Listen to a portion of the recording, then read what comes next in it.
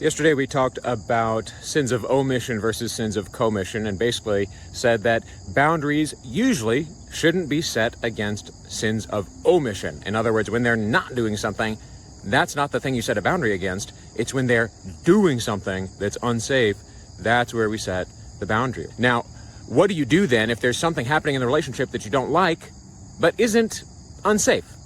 What do you do there? Are you just stuck? You just gotta deal with it? You just be miserable? No, you express yourself. You do something very similar to that first step of the process. You express yourself and you seek buy-in. You say, look, hey, here's this standard that I want for our relationship that I don't think is being met. We're not into boundary territory, that may be, but we are far short of this standard.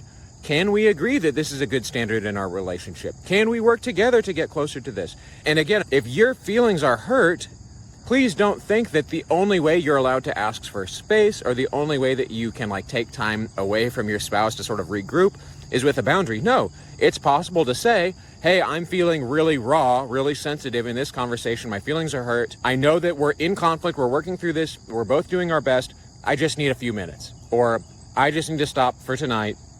Can we come back and talk more about this tomorrow? Thank you. Okay. And then we sort of go our separate ways. We take us some space. There's ways to do that that aren't a boundary. Again, we're not saying you, because of your disregard for safety, have now forced me to take this step of protection. You can do something other than that and still have hurt feelings. Okay. And I think understanding that is important. And it's important to understand that we do have more tools in the tool belt than just boundaries. So I've tried really hard to make it so that this tool of boundaries is more helpful and uplifting for the marriage overall. Great. But that doesn't mean that every single problem takes a boundary, even still. I said in the episode, I think most people need smaller boundaries sooner. Yes, I think that is still true. But again, that's still not the only tool that we use. This boundary tool is not meant to be exhaustive as a fix or a path for all marriage discontent.